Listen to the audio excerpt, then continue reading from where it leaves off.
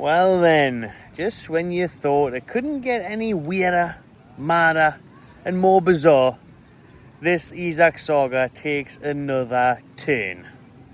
Yes people, welcome back to the Magpie Channel TV, welcome back to the beach. It's my third video on here, today, on my bloody holidays. Just me, to pick the week when the busiest, most craziest transfer saga of Newcastle United's history ever happens. That's good stuff, but we're here to keep you lot informed, so please do subscribe to the channel if you haven't already, and give a like and drop your thoughts below. So the news in the past hour or so is that Liverpool will not go in for a second offer for Alexander Isak. This was first reported by Ben Jacobs, who was a bit hesitant to go with that one.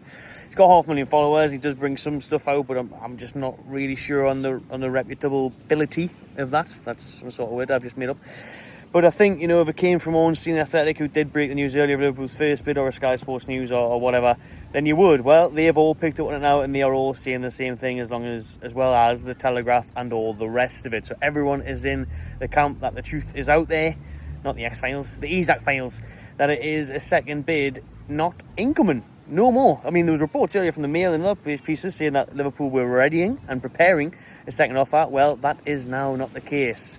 Various reports, as I mentioned, are saying there will be no other bid from Liverpool for Isak this summer, unless Newcastle's stance changes on that and they do inform Liverpool of their decision, which would be strange, unless we did manage to obviously get a couple of signings in and, you know, Isak was still unhappy and there was a good offer there. But I just find this one really hard to believe, especially when, like I say, when Ben Jacobs first put the hell's going on the back of there.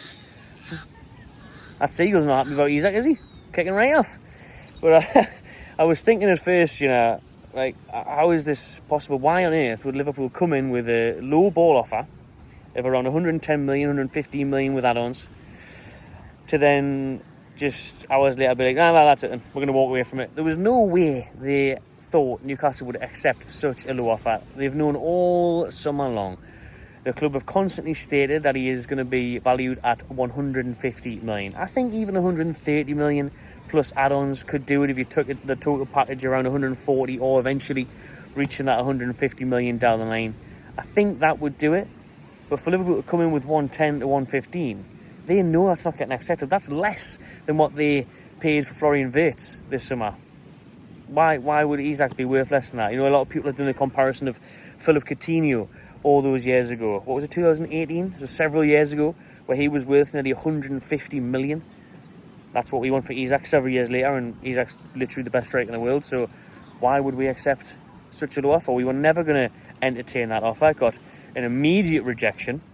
Like I say, there was other people coming out saying that, you know, a second bid was going to be prepared from Liverpool, which you thought, because, you know, you think first bid, for some reason, it's always low. It's always just to unsettle the player, get the agents talking, get the movements going, get the press on it, and then they go second and third, and then it eventually happens. And you thought that was going to be the case with Alexander Isak and Liverpool. I really expected a second bid to come in, and I still kind of do, you know. I'm still struggling to believe that this is it. I will struggle to get my head around them preparing and offering one bid, going on about it for weeks, for this just to finish here. I mean, it's just mad. You just don't know what's happening next in this crazy old saga between Isak, Newcastle and Liverpool. You honestly don't. I mean, does the player really go to these extreme lengths if he hasn't been told from Liverpool, like, yeah, we will pay about 130, 140 million for you? We know that's what Newcastle want. We'll get there eventually, you know. We'll sell Nunez, we'll sell Elliott, we've sold Diaz. We'll get there, don't worry. You get yourself off to Spain on holiday, and we'll see you again soon when we put the right offer in. I can't see a world where they don't come back in, but apparently that's the case at the minute. Unless, you know, things change, like we see Isak comes back to Newcastle, doesn't sign that new contract that's been offered, because if you'd missed that video earlier on, check it out if you haven't done so. But that's obviously around the bid being rejected and, of course, the new offer being in, where Newcastle have indeed placed a new contract on the table for Alexander Isak. That includes a release clause. That is what they are wanting to offer the striker. They want to increase his wages for his demands, and they're offering him a release clause for 2026, but he's not interested. He doesn't want to sign a new deal. But listen, we've seen some big U-turns in football before with transfers and players, but this would have to be the biggest of all. If Isak lines up in that Newcastle shirt at the start of the season and after September, when the transfer window closes, that would be one hell of a U-turn, mind, because it's just the way he's behaved you know, throughout this whole summer. It's been bang out of order, as we know. It's been nothing short of a disgrace, disrespectful. And at the minute, he's, like we've said, in Spain with Sociedad, training with his own team there. Instead of being at Newcastle, he's refused to play at Celtic. He's refused to go on the Korean and Singapore tour. So he's done all sorts that have been wrong throughout. And, you know, it'd be really hard for Newcastle to welcome him back with open arms now and forgive him if it did come out with a contract extension, which, you know, for a fact, and we've always said it. Well, I've always said it. He's going to leave Newcastle one day. Of course he is. He's one of the best in the world and he's got ambitions to win everything.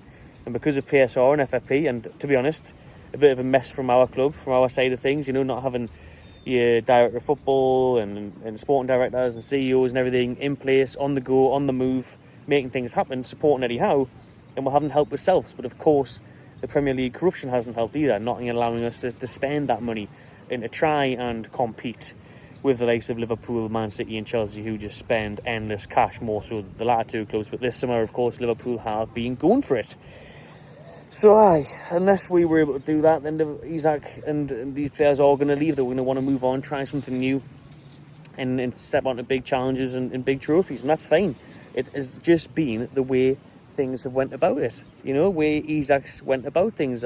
Like I've said all along, I don't begrudge him wanting to move to Liverpool, wanting to try and win the Champions League and the Premier League, but I do obviously begrudge him refusing to represent the club that's paying him 120 grand a week and totally disrespecting the fans in the process, because, you know, we've idolised this bloke. We've had tifos of him. He's made history here, scoring in a cup final, winning us a trophy, and then he's ruined that for me. If it comes out that they definitely, you know, doesn't get another bid, another team doesn't come in for him, and he ends up staying, I'm going to really find it hard to cheer him on ever again, like, because I think we've seen his true colours. I cannot really welcome him back. I cannot really encourage that. Honestly, I can't, and it's difficult because when a player is wearing the black and white shirt, you do want to support them, but he hasn't supported us. He's refused to wear that black and white shirt. He's refused to train. He hasn't even stayed in the fucking city. He put his house up for sale, but he's shot himself in the foot big time, and that's why I think, did he really go to those lengths for Liverpool just to only offer 110 million and 105 million add-ons? I can't see it. He must know that they're willing to go further, that maybe they're just waiting to see how Newcastle react. They're waiting to see how Newcastle kind of sign two players, move in the market, and they're waiting to see who holds the bluff, you know, who changes the cards, because in reality, Newcastle, are they going to turn down such huge sums of money, 130, 140 million, if it did come in, once they can sign a couple of players? We know that Newcastle aren't going to sell Isak until they do get a replacement or two in, you know, whether that be Wissa as Wilson's replacement, or Watkins or Sesko as Isak's replacement, and then you might see movement again. But as it stands, the word is that there is going to be no second bid, that they're not going to come back in for him this window. So it's mental, people. It's crazy. It's loads of changing developments, loads of moving parts, and I still think this could change again. I mean, on one hand, it would be lovely for this to be over, to be honest, for this absolute mental transfer saga to come to an end, and we just see Isak back in Newcastle next week. And then where do we go from there, though? You know, there's people still saying let him rot in the reserves. You know, F him. You know what I mean? He's done this. This is his own doing this. Let him rot. But they're saying I'll have him back, I'll have him scoring goals again, and then we'll sell him next summer for a big fee. I really don't know. I find it hard to accept him again. I do. I find it hard. But I do find it hard, like I've said, to believe that there will be no other offer, and Liverpool have came in just to unsettle him. He's already unsettled. All that's already been done. So, you know, you don't just come in and offer him that much money for him and then that's it. I find that tough to believe, but we'll wait and see how it plays out, everyone. All right, let us know your thoughts below. Do you think Liverpool come back in? Would you accept these up back in Newcastle?